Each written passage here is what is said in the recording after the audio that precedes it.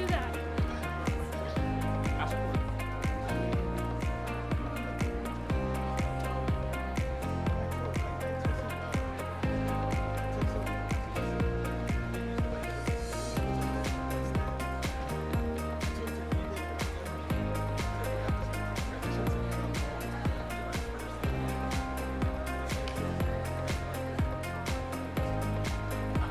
That's what Weston. I just told him.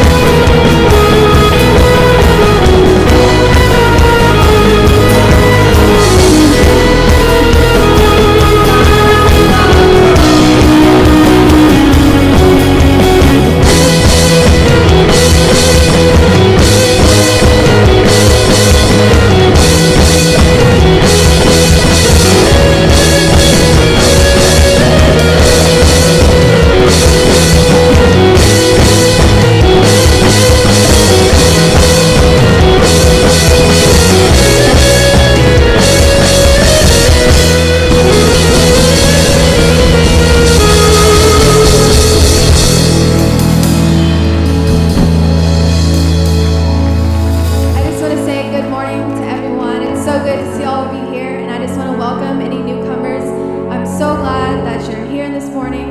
And I just, for those of you who don't know, my name is Sarah. I sing, obviously. And we are doing this thing today, and it's called Titus Sunday, which is basically where the youth is leading over the service. So everybody here, every single person you see on this platform this morning is from the youth or young adults, and we are having three guest speakers.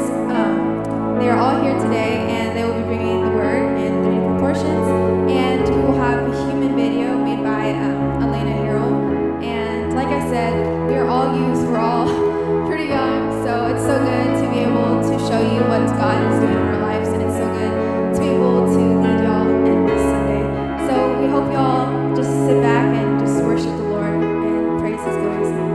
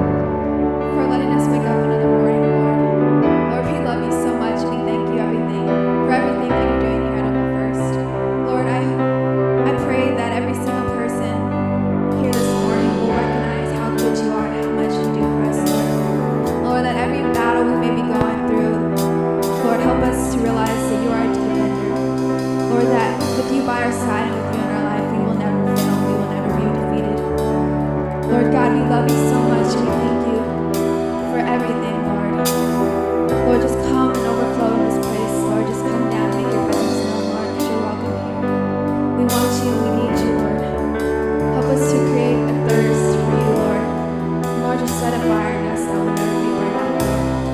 Lord, we thank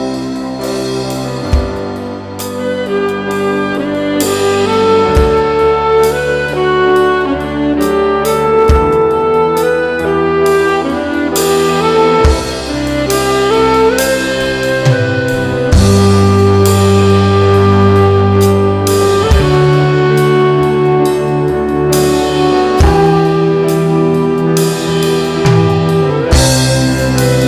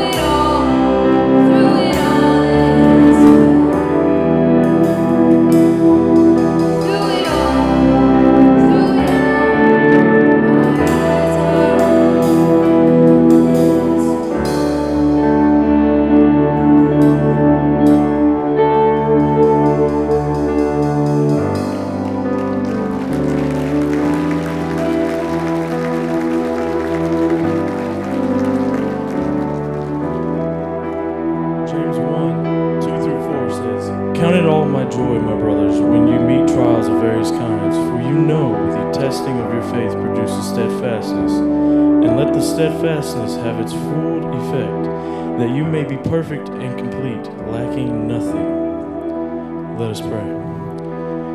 Father God, thank you for letting us all come here safely, God, on this very pretty Sunday, God. Thank you so much. Let your presence just come upon all of us, God. Thank you for letting us have trials where we can become stronger in you, God. Thank you, God. Amen. All right, take a moment to greet each other.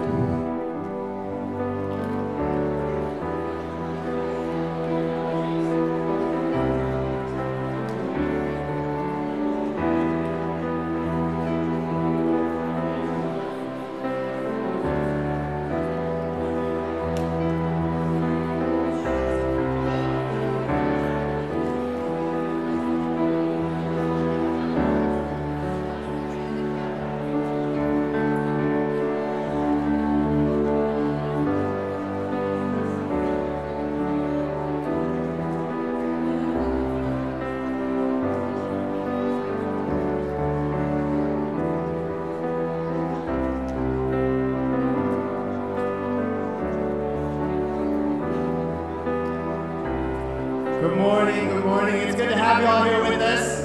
We're so excited to be here this morning. For those of you who are first-time visitors with us today, thank you for joining us. It is a pleasure to have you here.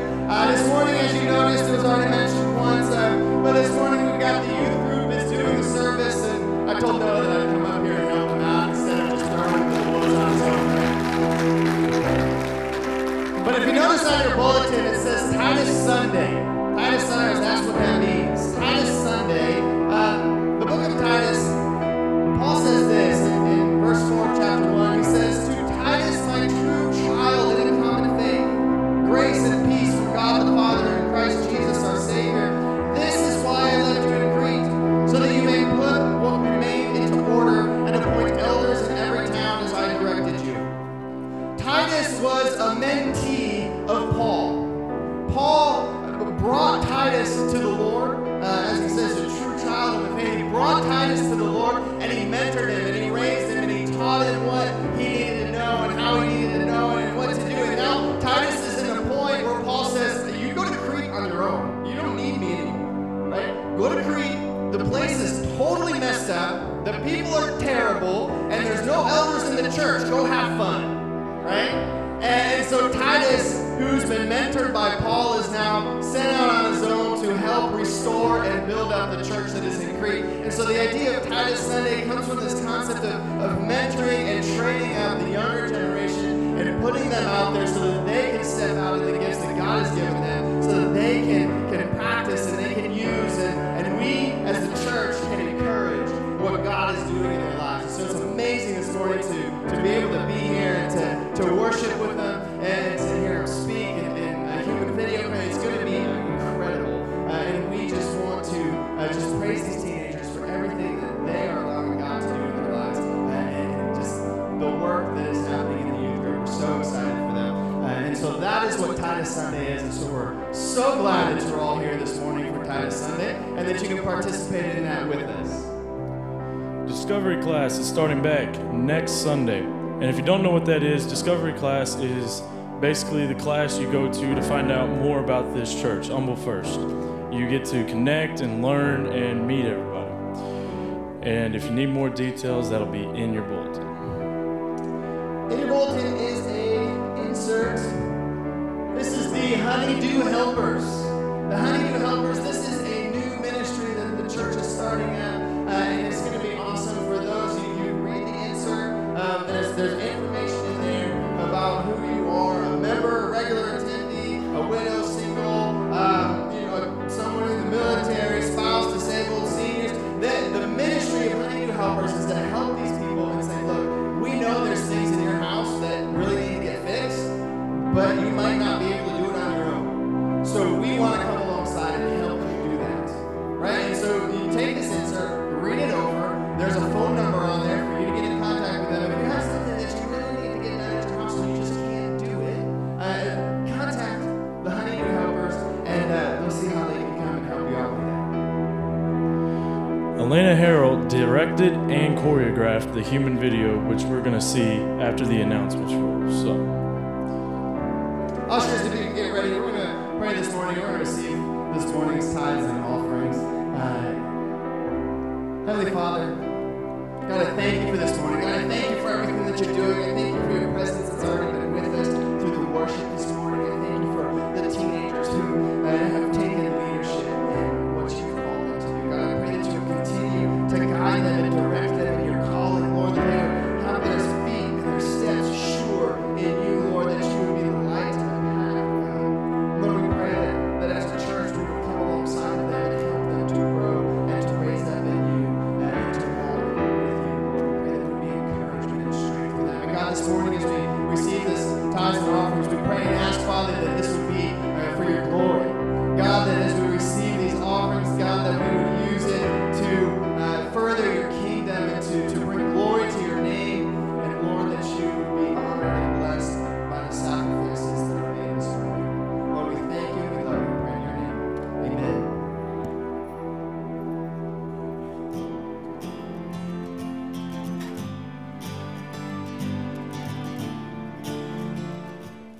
Hello, and welcome to Humble First.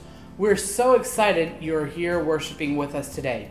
My name is Shelby, and here are this morning's announcements. The South Texas Men's Retreat is coming up on August 17th, 18th, and 19th. This will be an incredible time for men to connect and hear from some amazing speakers. Cost is only $95 if paid by August 4th. For more information, go to the Connection Center after service. Connect Women's Retreat in Kerrville is September 14th through the 16th. Women, you will not want to miss this retreat.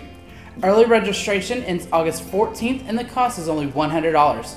For more information, go to the Connection Center. August 13th is Baptism Sunday. If you have never been baptized and would like to participate in this incredible next step in your walk with God, plan to join us. You can register online at humblefirstchurch.org or through the mobile app. Prime Timers is taking a road trip to Steamboat House on August 8th. If you would like to sign up or get more information, you can talk to Debbie Bond. We have set up a table in the back foyer with Bibles and glasses that have been left here at the church. If you're missing either of these, please go look through what we have collected. Anything that is not claimed will be donated to a local nonprofit. On August 12th from 10 to 11, the Spanish Ministry will be hosting a prayer event in which people can drive through the parking lot and receive prayer and the gospel message. Please be in prayer for this time. In order to help raise money for this event, the Spanish Ministry will be holding a fundraiser luncheon today in the gym. After service, go to the gym, fill your bellies, and help support a great ministry. I'm Stephanie Harrell, Director for Kids Hope Humble First. We have adopted Lakeland Elementary through Kids Hope, and we are excited to be a part of it. The impact a mentor can make in the life of an at-risk child will last their lifetime. An at-risk child can mean they are dealing with a lost loved one, a broken home, emotional hurts, poverty, or sometimes homelessness. Through Kids Hope, we get to make a difference in lives that need hope. Here's a video that highlights some of the relationships built between mentor and mentee.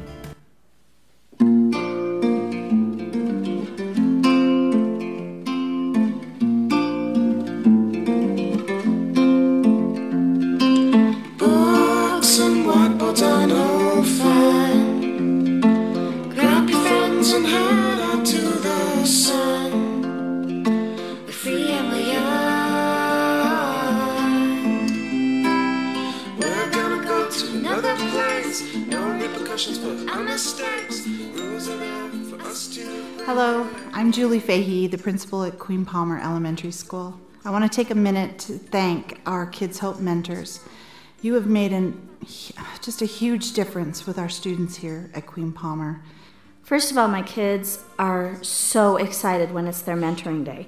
They might not remember their coat or their backpack or anything else that they need for school, but they know when it's mentoring day and they know who their mentor is and when they're coming.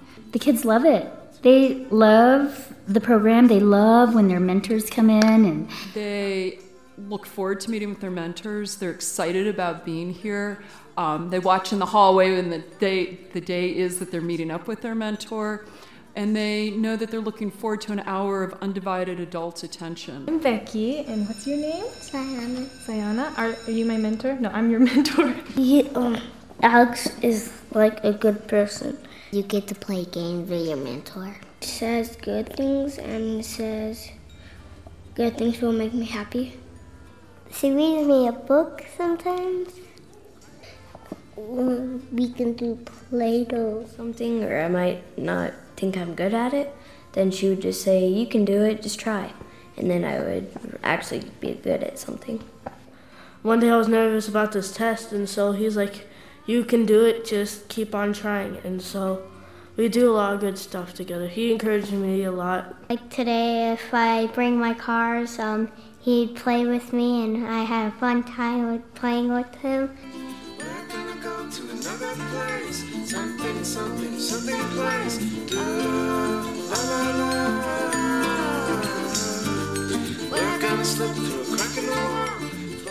If you plan on becoming a mentor and have your application filled out, please drop by room 101 and turn in your application. If you're interested in learning more about becoming a mentor or a prayer partner for a mentor, come to the brief informational meeting after church in room 101. We look forward to seeing you there. God has great plans for you, Humble First, and the kids at Lakeland Elementary. If you are new to the church or looking for more information about Humble First, we invite you to join the Discover class. The Discover class takes place the first 3 Sundays of every month at 9:30 in the cafe. These classes will help you understand more about Humble First and what we believe, and how you can get involved. This week's class is Discover God. We want to say a big welcome to all of our first-time guests today.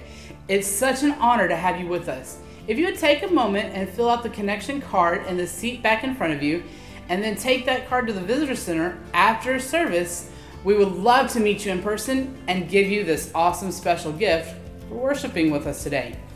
Thank you for joining us today. We know you will be blessed by the remainder of service and pray that you have a wonderful week.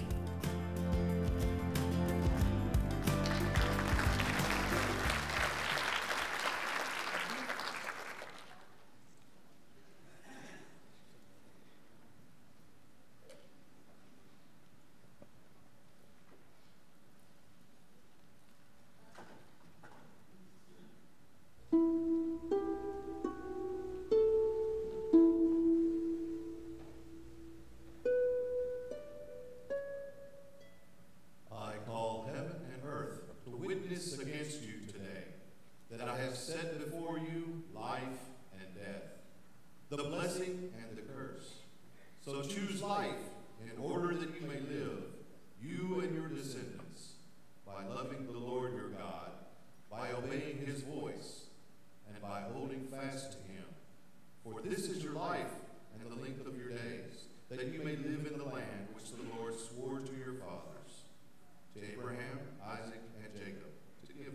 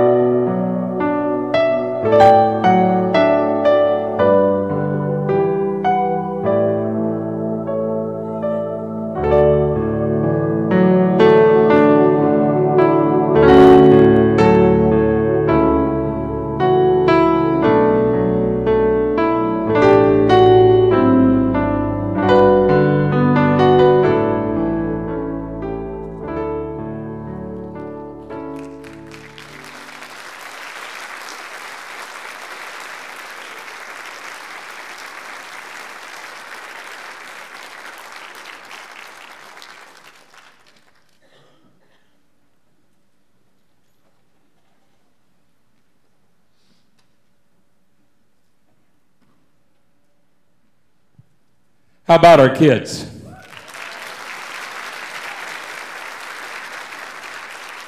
I am very proud of our young people, and having lost Pastor Johnny just a few weeks ago, I've been back there a little bit, and I really love and appreciate our kids here at First Assembly.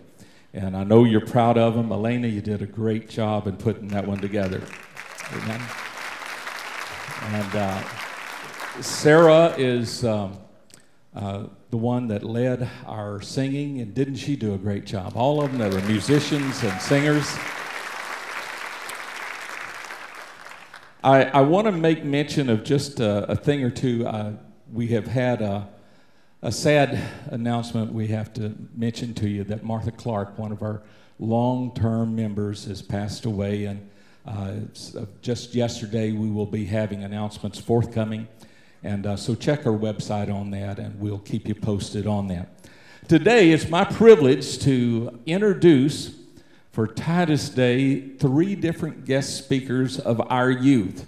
So they're not really guests from coming far out, they're just part of us, but I'm happy, and when I see young people like we've seen this morning, it always gives me a great hope for our future in the church. Amen?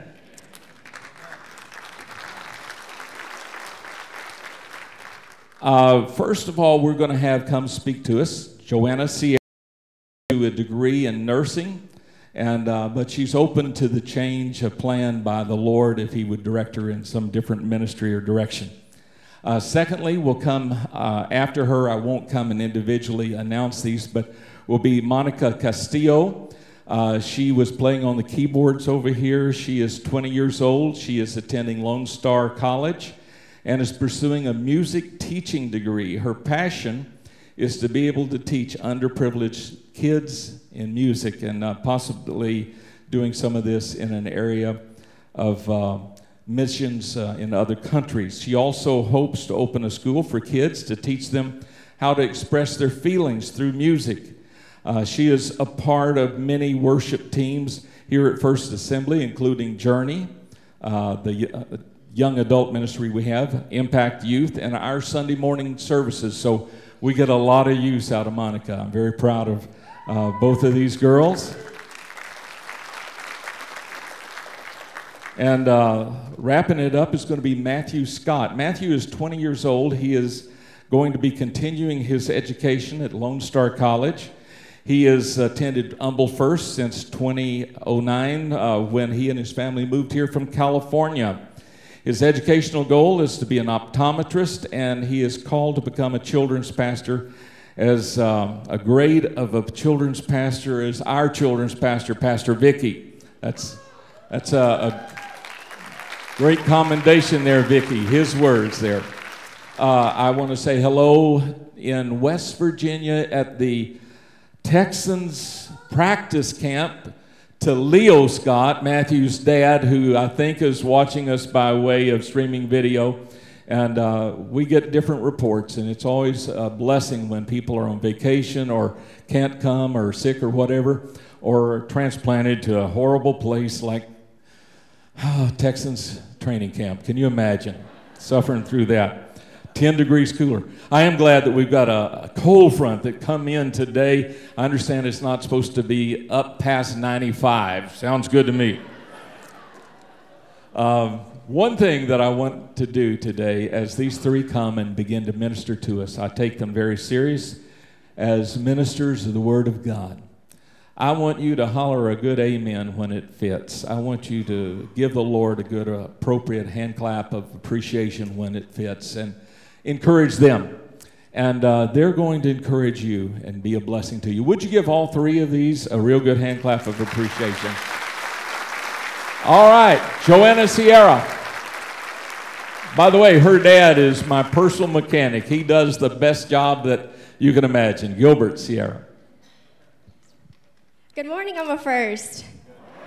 You know, it's actually really nice to talk to humans and not my stuffed animals for once. Like, it's amazing. It's great because they actually talk back and they're actually living. You know, they breathe.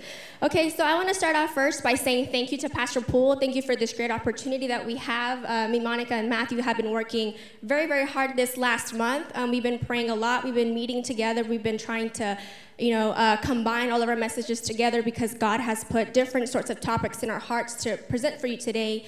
And we've been praying very, very hard and long for this. And I hope that at least one of you goes home today, touched or something. That's our prayer, our biggest thing that we hope to go for. And I also want to thank Pastor Johnny if he's watching us or when he does. Thank you for this opportunity so much. If it wasn't for him, we wouldn't have this opportunity. So we do this thing called Young Voices every once in a while to impact, and it's a chance for the youth to come preach to our youth ministry on Thursdays. And it started through him, and we just want to thank him. And thank you so much. And again, thank you, Pastor, for this chance.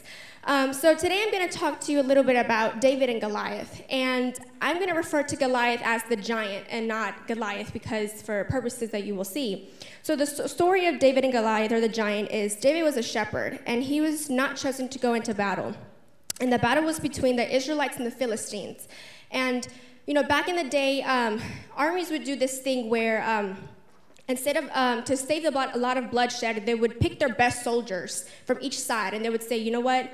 Give me your best soldier, and I'll give you mine. And whoever wins, that's how you win the battle. And that's how we would do it back then. Not all the time, but sometimes that's how we would do it. So the Philistines had this man named Goliath. And the Bible explains how it gives persistent or precise measurements of how tall he was. Now, I don't really specifically remember the measurements, but he's pretty big. In the VeggieTales movie, he's a really big pickle. So I can just imagine if our children see that, and there's like little French peas as the Philistines, and they're tiny, tiny. So you have the little French peas, and you have the big giant pickle. So this big giant pickle comes out, and he's just like, give me your best soldier. Bring out the best, your best soldier to fight me. And in that moment, obviously the Israelites were like, oh my goodness, like, this is a death sentence. Humor is, even the biggest, tallest, person in our team, whoever goes to face him is going to die. This man is, the giant pickle was like 9 feet. So it's a humongous person. It's a death sentence. But when David went, because his dad instructed him to give him food to his brothers and the army people at the camp, David, when he saw the giant and he saw that no one was going up to face this giant, he knew in his heart that this was one of the purposes that God had called him for, was to face this giant. So the story ends as David kills the giant with a slingshot and a stone. Now, when we see, we have giants on our day-to-day basis. I don't know what specifically your giant is, but your giant is preventing you from growing spiritually, emotionally, and physically. There's something tormenting you in your life that's not allowing you to grow. It's not allowing you to get closer to God. And these giants are big. I'm telling you, these giants are scary. And, they're made to destroy you. They're made to threaten you. They're made to destroy, what salvation, what happiness you have. That's what they're made for. And the memory verse that I have for today is from 1 Samuel 17:37. And when I was skimming through the passage of the story of David and Goliath, this specific passage right here, this memory verse, really touched me, and it really impacted me. And it reads, "The Lord who rescued me from the paw of the lion and the paw of the bear will rescue me from the hand of this Philistine." And Saul said to David, "Go, and the Lord be with you." So from this message, this verse, we get that David had already proof that he had seen the power of God through him. He has seen that God had delivered him through a bear and a lion. Now, I don't know about you, but I'm 1,000% sure back then, there wasn't Texas. No one had carry-on. So you mean David couldn't just bring out his gun and kill this lion or the bear. He had to use the resources that he had, which was a sword, rocks, or whatever tools that he needed back then in order for them to protect themselves from danger. So he knew that with God, defeating this giant was possible. Regardless how big it was, David in his heart knew, I have seen the power of God work through me in my past, and he sure will be here when I am facing this giant. And some of you today don't really look at your giant like that. You begin to fear that my giant is bigger. My giant is way too big, Joanna. I can't face it on my own. It's impossible. Even with the tools that I have right now, it's way too hard to defeat this giant. But I'm here to tell you that with God, everything is possible. To you, it may seem it's not possible, because, we're human, we're flawed. We tend to get scared very easily at the slightest, sight of fear. I'm short, so when I see everybody's taller than me, so everybody compared to me is a giant. But I know when I'm facing my giants personally, because I do have giants, because I am human, I know that with God, everything is possible, and that with God, I'm able to defeat my giant. And we have, like I said, we have giants from yesterday, today, and tomorrow. And you say, yes, they're big, but I'm telling you, my God is bigger. And, you know, David, as I said before, David killed Goliath, or the giant, with a stone. He had a slingshot and a stone. Now, we have all these factors playing in. You know, specifically, like scientifically speaking, perfectly speaking, whatever you want to call it. In order for David to actually really kill that giant, he had to have, the giant was, okay, it's a giant pickle, it's huge. So the distance between David and the giant, I mean, it's different, it's huge. So he'd have to throw that rock at a specific velocity. He would have to hit the giant in a specific spot on his brain. There would have to be probably little to no velocity, little to no wind. Look, everything had to be perfect for David to, you know, hit that giant specifically right in the head to knock him out and to kill him. So you have all these factors playing out, but the enemy's telling you, you know, do you have what it takes? Are you strong enough? You know, are you spiritually, mindly ready to defeat your giant that is tormenting you? Are you really ready for this? Look at your tools. What do you have? You have your Bible. You have praying. You have worshiping God. Is this enough? Are these factors really going to help me defeat my giant? And when you look at that, you know, you start to panic. It's normal to panic. Like, is it really enough? Is this really going to work? And the answer is yes, because you have faith. David had faith. David had proof that God was with him before. And you have to put yourself in David's shoes and say, God has delivered me from my past, from my trials and tribulations back then, back when I was younger, or back when yesterday or last week. So if God can deliver me from that, God can deliver me from my giant. And that's the mindset you have to go into battle every single day when you're trying to fight your giant. You have to go with that mindset. Or the enemy will come at you with these different mindsets of, it's not enough. It's not enough. You know, you're not worth it. It's way too little. Are you really going to kill your giant with a slingshot and a stone? Yeah, I am. I'm going to tell you here now saying I am, because I have faith. I have power. I have seen the proof and the power of God in me, in my past, and I'll see it in my past, my present, and in my future. And I will use the tools that I have, praying, worshiping, reading my Bible, talking to God on a day-to-day basis, and I will defeat my giant, and it will take time. In the story, David killed him as soon as the rock can impact. But these giants you have on a day-to-day basis take time. And they're still going to be there. They're going to torment you and tug at you and stare down at you. And you're going to feel like a French pea, but it's okay, because eventually that giant will fall to his face. He will fall. In the name of God, I do declare he will fall. And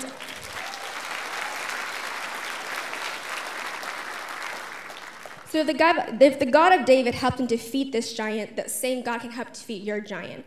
And I believe this is for someone in this room. If you feel like you have giants in your life, I tell you now, have faith, have patience, and believe that with God, everything is possible. And whatever you think is impossible is possible through God. And even though your giant is big, God is bigger. Now it's for Monica. Thank you.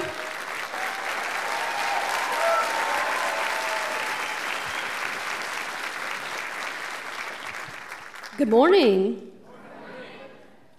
Hi, I'm really happy to be here, and I'm really nervous too, because there's a lot of y'all. Yeah, what the Lord spoke to me to speak about to you guys this morning is, He told me to speak about Joseph. Like Joseph had a really hard life. If some of you guys studied his story in the Bible, so I'm going to talk about Joseph. So Joseph was the son of Jacob. He also had 11 brothers. I only have 2 brothers, and I think my life is kind of horrible because of them. Imagine having 11. So not only that, Jacob was the second youngest, so his father was like, oh, I love you, son, so I'm going to favor you a little bit. And he even gave him a robe, and what caused that is that his brothers got jealous of him. What happened? Well, his brothers got so jealous to the point where they were like, okay, let's kill him. And then one of his brothers, Reuben, was like, no, let's not kill him. Let's just throw him in a well. Let's just tell him that we're jealous. It's cool. So that did not happen. So Reuben left, like, oh, so you're just going to throw him in a well? Cool. So after Reuben left, his other brothers talked amongst themselves, like, let's sell him. Let's kill him. Let's sell him or something. So they're talking in the well, and Potiphar walks by, and he's like, hey, I need a slave. And they're like, oh, we have someone right here. You want him? Take him. So, they sell him to Potiphar. And at that point, Joseph was a slave to Potiphar. And, Joseph, he didn't like that. But even though under that circumstance, he's like, I'm a slave, so I'm going to be the best slave there is. So there you go. Potiphar had great trust in him. Therefore, to the point where his wife was like, oh my gosh, you have so much trust that you probably trust him more than you trust me. So, his wife was like, hey, Potiphar, Joseph is bad, put him in prison. This is a very brief version if you don't understand. So, Potiphar puts him into jail, he puts him in the prison, so he's a prisoner. So then again, Joseph, his life stinks again. So he was like, I'm in prison, might as well make the best of it, I'm gonna be the best prisoner. So to the point where he realized that he can interpret dreams. And then, he interprets other people's dreams, and to the point where Pharaoh was like, I'm having this weird dream. I'm going to have this person, Joseph, interpret my dreams. So Pharaoh goes over there, and he's like, hey, Joseph, I have this weird dream. Can you maybe, possibly interpret? He's like, yeah, sure. So he tells him the dream, and he's like, oh, your dream, you have to start harvesting your grain. There's going to a point where everywhere in the world it's going to be shortest, and we're probably going to be the only ones. He's like, okay, I'll do that. And you know what? Let's get you out of prison. Let me put you in charge of all of my land. Let's put you in charge of my grains, and you get to sell it. So, Joseph and his brothers were from Egypt. So he's over here, and then his brothers are back in Egypt. And his father was like, hey, we don't have any more grain in our country. We need to eat something. Go over there and buy some grain. And they're like, okay, let's go buy some grain. So they meet up, and they realize, they go up there, and they're like, hey, we would like to buy some grain. And they don't realize that that's Joseph, his brother, that they sold. And Joseph was like, those are my brothers. Those are my brothers. And they don't recognize me. So it's like, you guys are spies. You guys are spies. And we're like, I promise you we're not spies. We just want to buy some grain. It's like, so they just meet back and forth. And to the point where like Joseph was like, hey, I am your brother which you have sold. Do you not understand that it's me? And I don't know what it was like back then, but I'm pretty sure they're like, oh my God, we just sold our brother. To the point, but then Joseph was like, you know what, guys, I'm not mad at you. I know God has a purpose in my life. And maybe I had and this purpose was to be able to save all of these countries from dying because they don't have any food. So it's okay. I had to trust the process, and you guys were part of the process. Even though it was a really bad process, it was a process through the Lord. And so what could we learn for Joseph? I have 3 main points. And the first point I came up with was we have to work hard. We have to work hard in our hardships. Joseph was a slave, he was a prisoner, but he wanted to be the best slave, the best prisoner ever. So when that happened, whenever you're the best at everything, people acknowledge that. People see that you work hard. They don't just be like, oh, he's every other slave, he's every other prisoner. So let me just throw him out to the side. But when you're the best, you are brought up from the ashes. You're brought up into a pedestal, and people are like, let me give him a little extra, let me give him more trust. So if we don't work hard in our hardships, what are we doing? We get complacent, and when we get complacent, we don't get anywhere. And my next point is we need to set our focus in the Lord. And this is the Bible verse I have is 2 Corinthians 5:7. And it says, we walk by faith, but not by sight. It's really easy to focus on all the hardships that are going in our lives. It's really easy to be focused like, oh my gosh, I'm a slave, I'm a prisoner. It's really, like, it's put in our lives as well here. Like, oh my gosh, I lost my job. Oh my gosh, I failed a class. It's okay to it's really easy to focus on that. And when we focus on that, we lose sight on who we are supposed to go to, who is supposed to be our stronghold. I remember at a point in my life, I was going through a lot of hard things.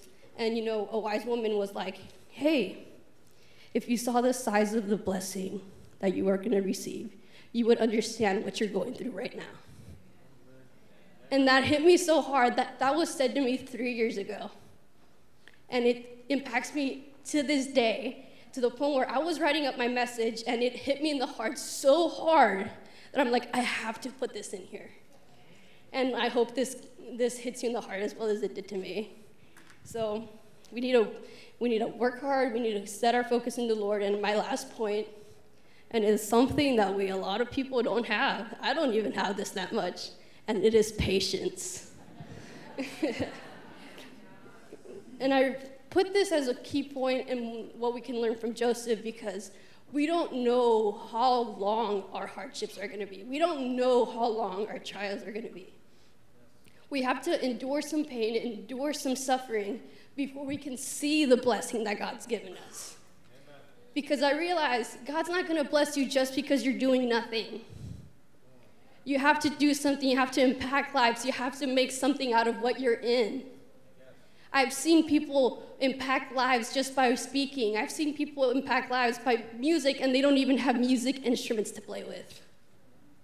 So, this is a great opportunity, and I hope you guys get something out of it, because I got something out of it when I was writing this up. So thank you.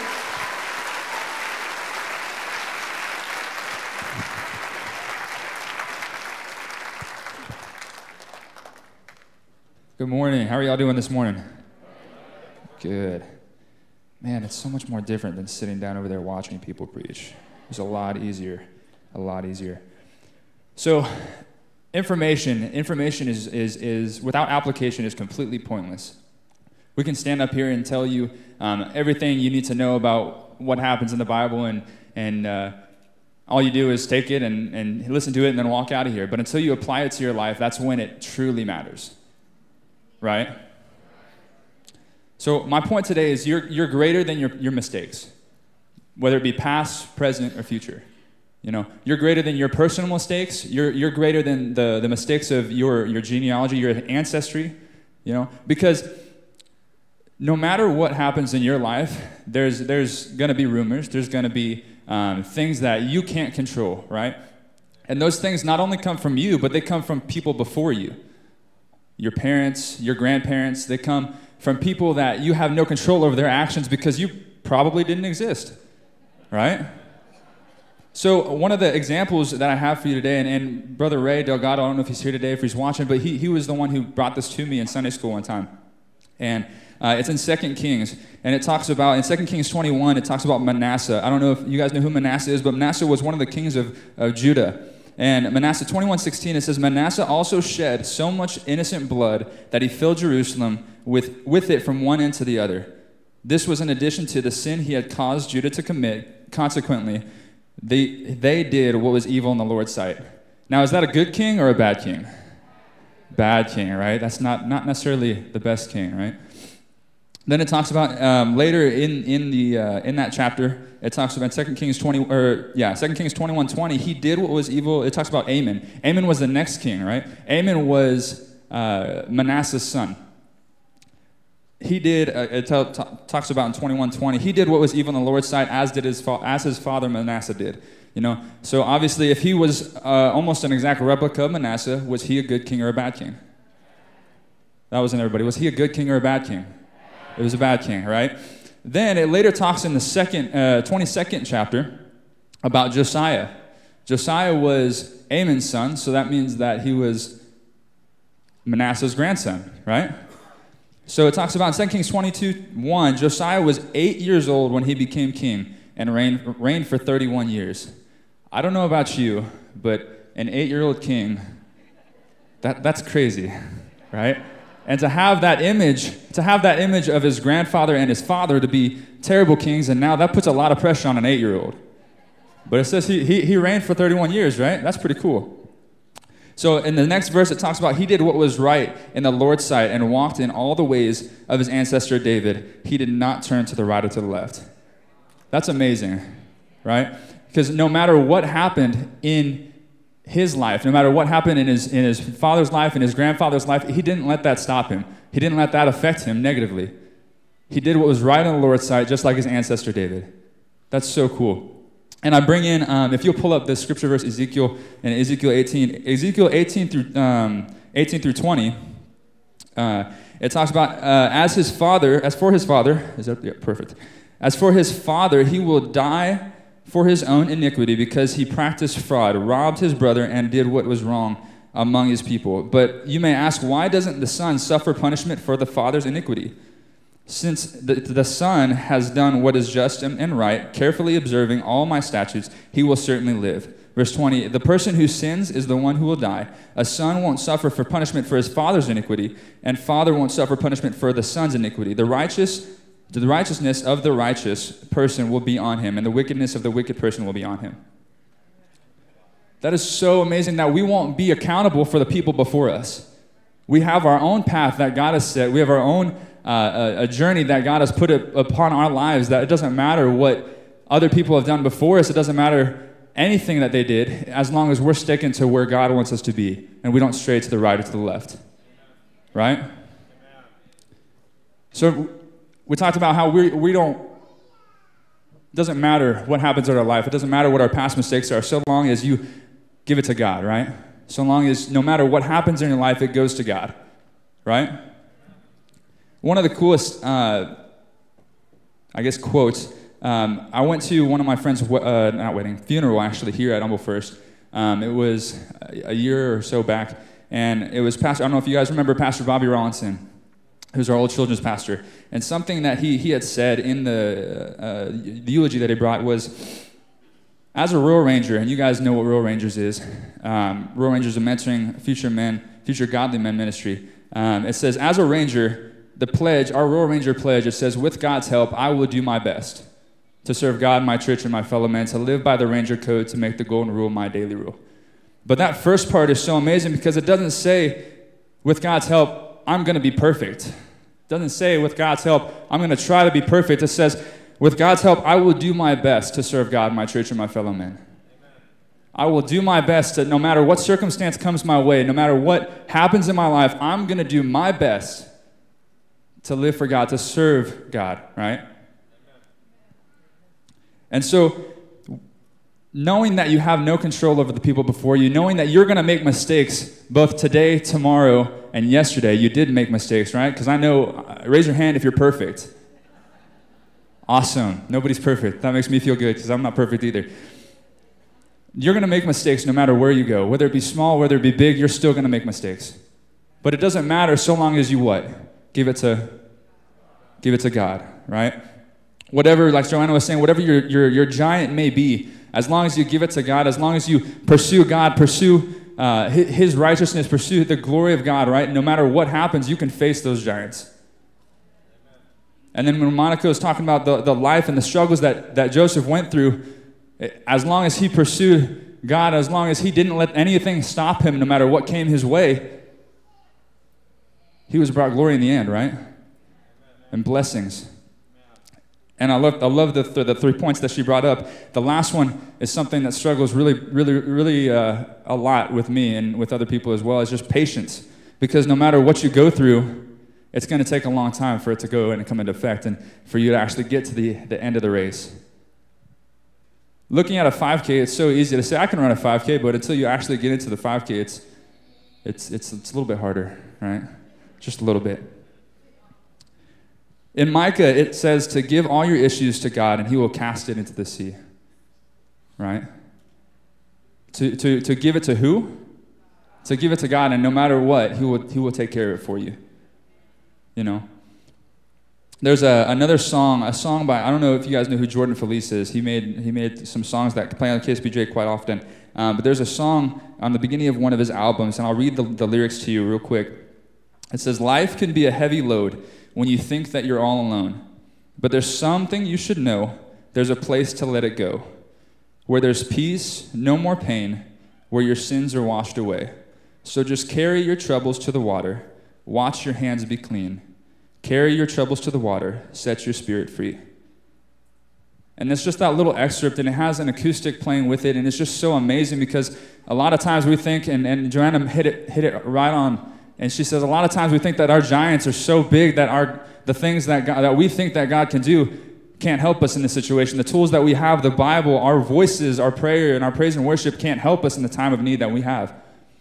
But in actuality, and I love Pastor Poole has said it before, and some other pastors that I've listened to, it's just instead of telling God how big our issues are, how big our problems are, how amazing they think that they have no effect on our lives and no effect that God can't save us from it, we should be telling our problems how big our God is and how big that God can take over and just take all of our troubles and throw them away in the sea. That's amazing.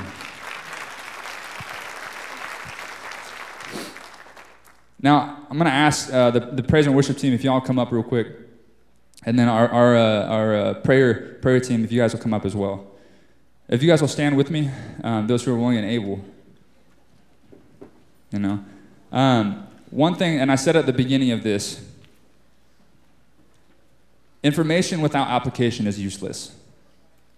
Information that you receive, and like I said, we can talk about the Bible, we can give you so many facts about the Bible, when things happen, who is in it, what it does in your life, but if you don't do anything with it, it's pointless. If you don't take it to your heart, if you don't take it into your mind and let it affect you, it's completely useless. So I ask you this, what are you going to do about it? We talked about struggles, we talked about giants, we talked about your past mistakes, present and future mistakes that you will make. What are you going to do about it?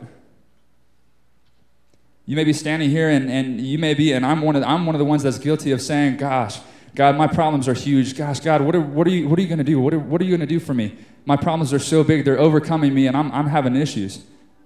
And you may need to come up here and say, God, I trust you.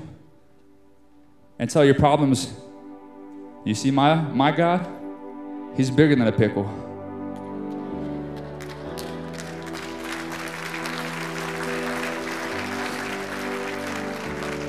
You may come up here and you say, gosh, my entire life has been a struggle. I haven't gone through what Joseph has gone. I haven't gone through slavery. I haven't done any of that, but my life is hurting right now. I'm having some issues financially. I'm having issues with people. I'm having issues in general. And you may need to come up here and be like, God, I trust you. Or you may be down here and you may need to come up and say, God, I've done so many things in my past and I have a reputation and the people before me have left a reputation for me, but God, I'm having struggles with that. And then God will tell you, you know what, that doesn't matter. You're your own person. And yes, you make mistakes, but guess what? If you give it to me, I'll take care of it. You may be one of those three people. And I encourage you, don't let this day go by and you just take the information and go home and not let it affect you. Because information without application is pointless. And the altars are going to open, and even if you're not one of these three people, but you still require and you still long for more of God, I encourage you to come down and seek more of God. And maybe you're here today and you don't know the Lord, or you don't know the Lord as well as you'd like to. The altars are also open, and they're open for anything, guys. But they're open for you to come down and get to know more of God and get to ask Him into your heart and receive forgiveness for anything that you've ever done, anything you have done, anything you're doing right now, and anything you will do in the future. Because my God is a forgiving God. My God is a gracious God. I encourage you guys to come down as they lead us in a song. Guys, come down. Come to the altars. Set your spirit free. Thank you.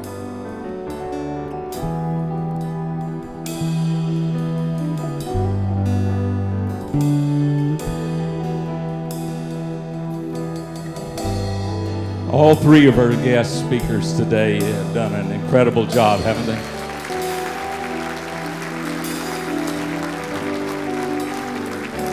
And at this point in the transition of our service, anybody that you have a prayer need of any sort, please come on down without hesitation. Maybe it's a need that hasn't even been mentioned, or if you're not right with God, please come today.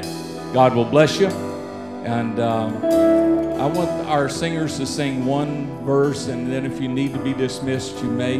God bless you. Stay and pray as long as you would desire.